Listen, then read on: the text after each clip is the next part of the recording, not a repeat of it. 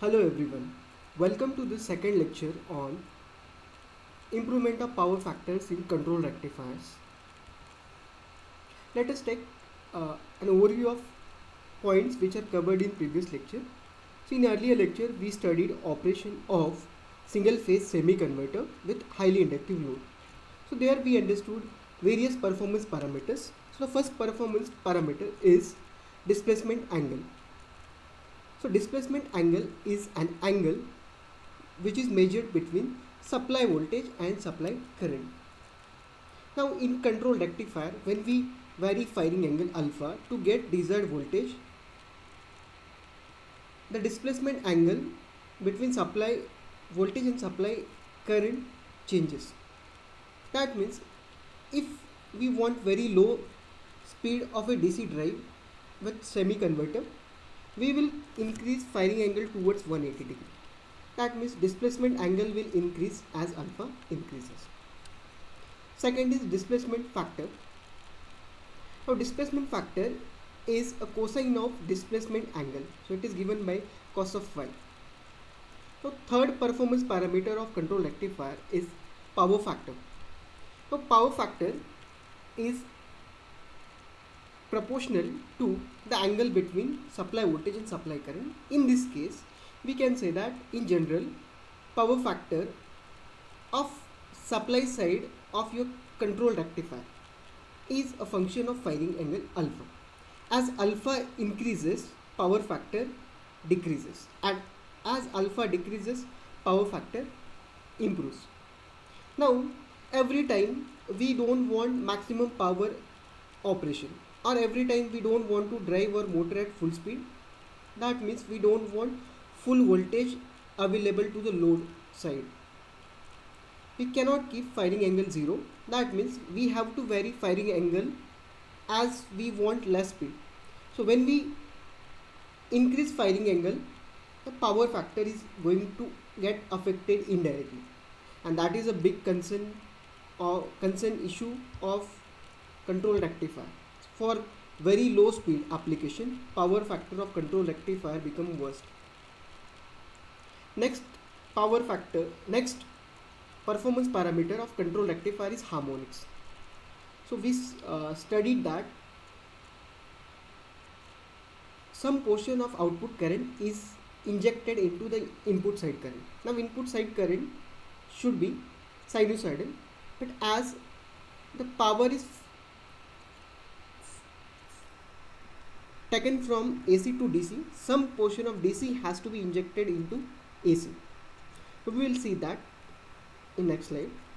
So harmonics are the important issues of control rectifier. So let us summarize why we need power factor improvements. Power factor of phase control rectifiers depends on firing angle alpha, and it is generally low for very low speed applications. Second issue is these control rectifiers injects harmonics into the supply side current. Third is to avoid these issues, we can use force commutation methods. With that, we will get variable DC as well as better power factor and reduced contents of harmonics. Now let us see how harmonics are created. Now if you observe the output current of control rectifier, it will be seen as a constant DC current. If we assume that load is a motor or highly inductive load, we will get a constant DC current. And if we observe supply current, so supply current nature is only alternating, but its amplitude will be similar to the amplitude of load current. So in case of single phase full converter with highly inductive load, you can see that your supply current is square in nature. So 0 to pi or 0 to t by 2, it is plus IA in amplitude, and after that it becomes negative. Now this is alternating current, but it is not sinusoidal. Now if we resolve this supply current into its sinusoidal component, you can see that this current has got first fundamental component, third harmonic, fifth harmonic, seventh harmonics, and so on. For doing this, we have to take use of Fourier series analysis.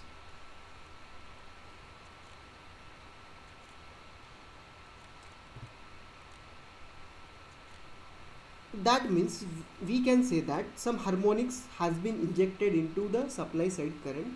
Supply side is not only a fundamental, and now supply is containing components which are other than fundamental, and these components are actually called as harmonics of control rectifiers. So now we have two issues in front of us. First one is how to keep power factor better for any speed application or for any voltage, and second, how to remove the harmonics which are injected into the supply side. First, we will focus on power factor improvements. Harmonic reduction will be seen in upcoming lectures.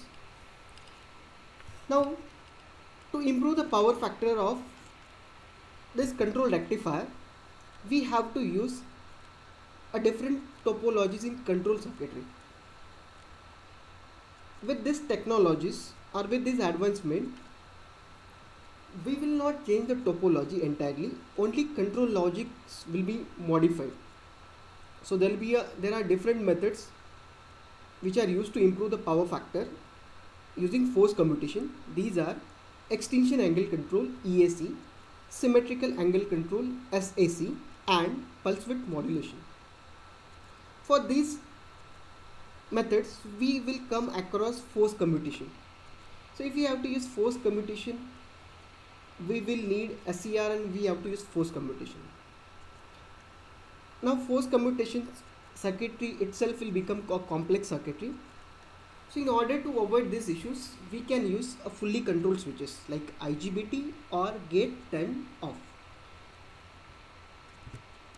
So when we use IGBTs or GTOs, they can be turned on by applying gate signal, and they can be turned off by removing the gate signal. In case of GTOs, in order to turn on GTO, it must be forward bias plus gate pulse has to be applied. It will start conducting. And to turn it off, we will use a negative gate pulse on the gate side, which will turn off the GTO by reducing the anode current.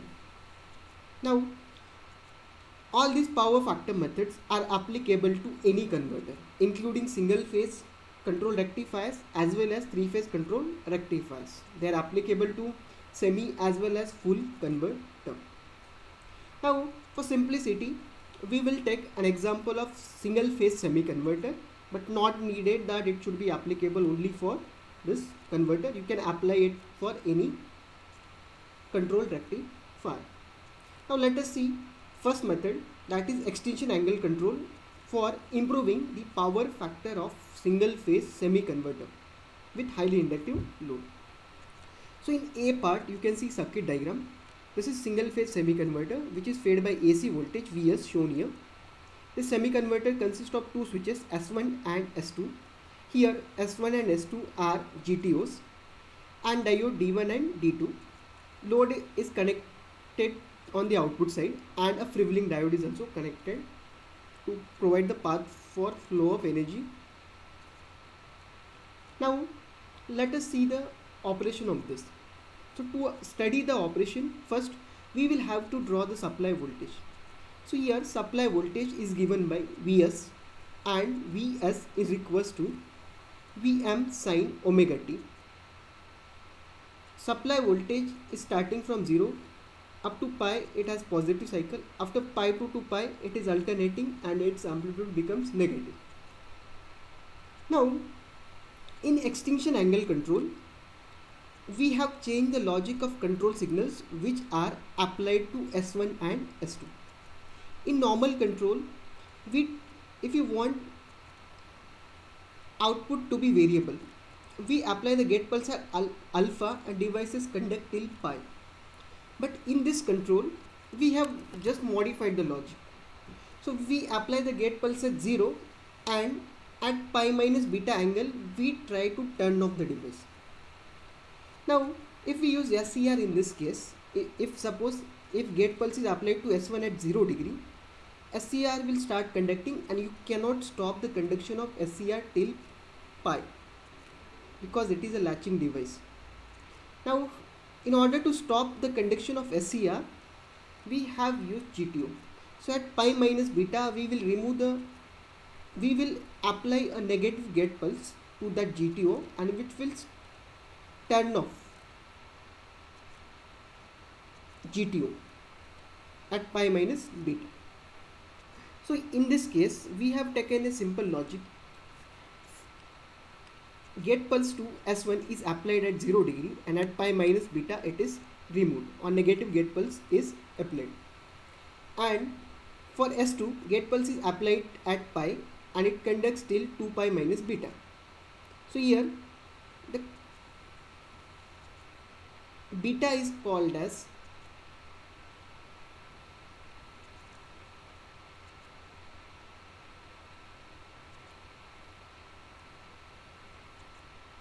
here the conduction angle is pi minus beta. If we have to vary the voltage, we have to change beta. Now let us see the operation. So when we apply the gate pulse to S1 at 0 degree, it starts conducting at till pi minus beta. So average output voltage will be equals to Vs. So here in output voltage section line, it is shown there that output voltage is Vm sin omega t till pi minus beta. After that we have turned off the device. That's why S1 and D2 will not conduct after that.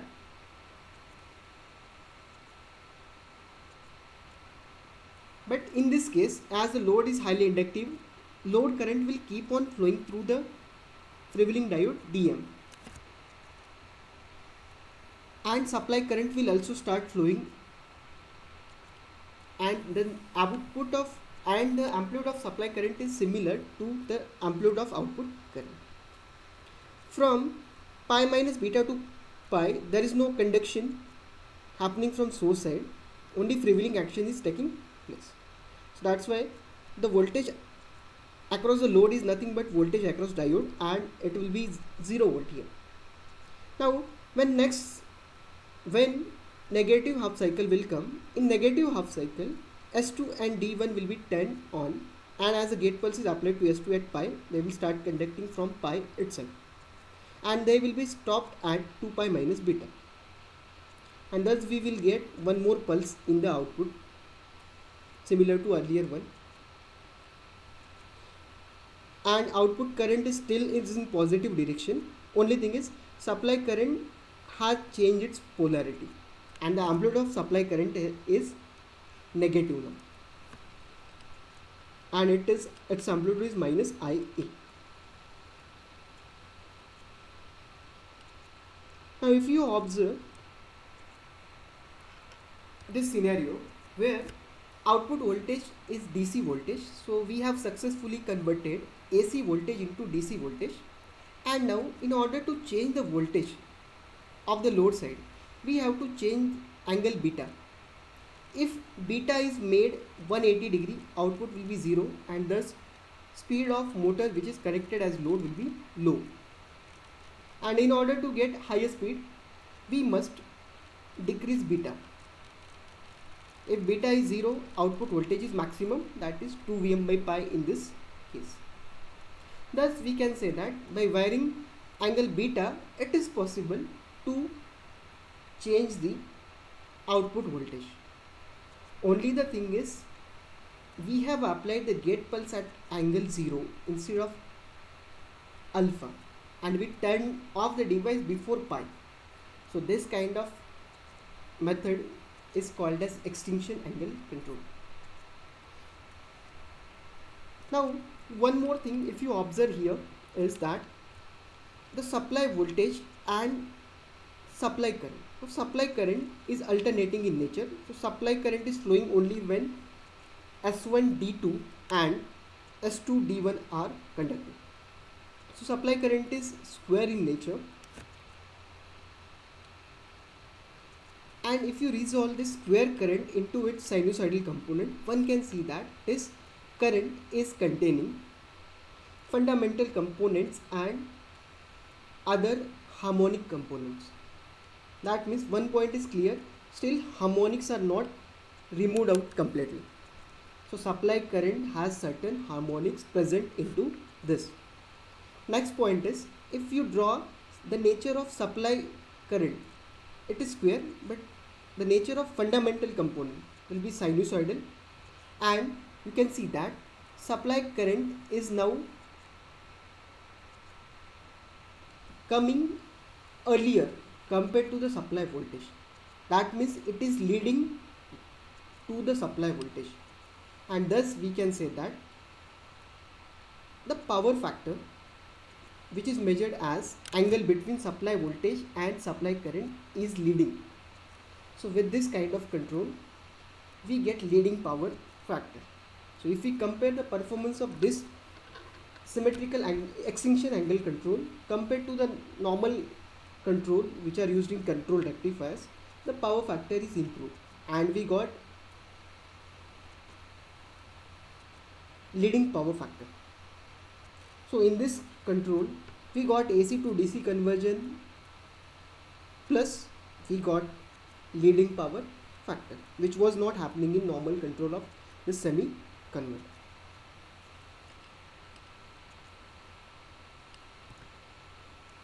So here you can see that S1 and S2 are replaced by switches which are self-commutated devices like GTO.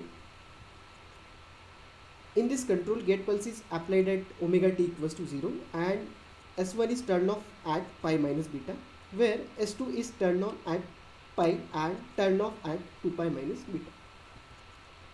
The output voltage will be controlled by controlling angle beta. The fundamental component of input current leads the input voltage and displacement factor and power factor is leading now, because angle supply current is starting earlier compared to the supply voltage. So this scheme of extinction angle control can also be used for single phase full converter. They can be applicable to 3-phase control rectifier also. Now with this control, if someone wants to find the output voltage, normally the output voltage of rectifier is given as average output voltage, and which is expressed as VDC is equals to 1 by T integration over the time 0 to T. Means we have to take complete cycle. In this case, the integration part would be 1 by 2 pi integration from 0 to pi into output voltage of output voltage plus integration from pi to 2 pi of output voltage. For simplicity, it is simplified as VDC is 2 by 2 pi 0 to pi minus beta into output voltage d omega t.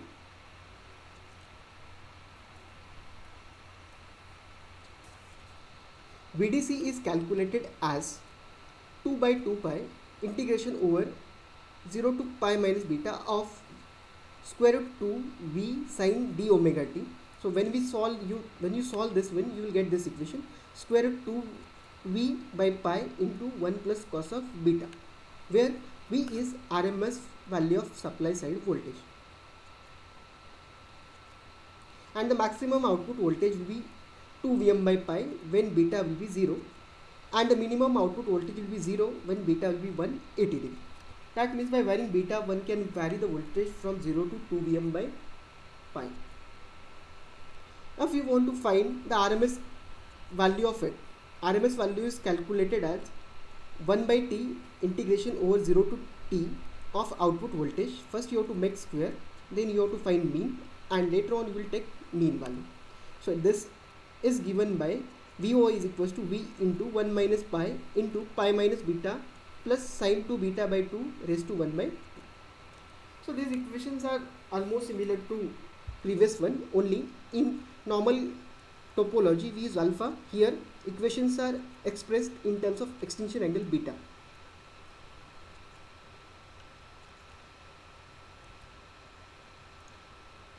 Now as I said earlier, extinction angle control can be applied to other converters also. Now we will take example of single phase full converter with extinction angle control. In this method, we have taken single phase full converter. It is fed by AC voltage, that is single phase AC supply, and the output voltage is fed to the highly inductive load. Now if you observe the waveform, first we have drawn supply voltage, it is alternating, then we applied the gate pulse to S1 at 0 degree and we turning off S1 at pi minus beta. So S1 and S2, we applied the gate pulse to S1 and S2 at 0 degree, and S1 and S2 are turned off at pi minus beta by applying negative gate signal. So they will conduct from 0 to pi minus beta and we will get one pulse in output. Now during negative half cycle, S3 and S4 are triggered at pi and they will be turned off at 2 pi minus beta by applying negative gate pulse. So we'll get another pulse. So you can see that when output has completed one cycle, when input has completed one cycle, output has completed two cycles. That means output has frequency of 2 times. If input has frequency of 50 Hz, we can say that output has frequency of 100 Hz. Now output is not pure DC, it is repeating at certain rate, it is 2 times faster. That's why we can say that this output ripple frequency is 2 times of Fs, where Fs is the frequency of input voltage. Now one more thing to note down here is from pi minus beta to pi.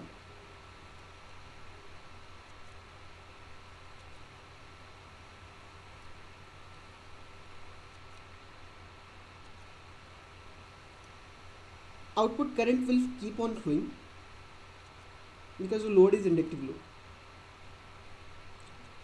And if you observe the supply current will be alternating in nature, and if you draw the fundamental component, you can see that fundamental component is leading to the supply voltage, thus you are getting leading power factor. So thus we can say that we have improved the power factor of this full converter using extinction angle. Now to summarize, what we learned so far is that we just modified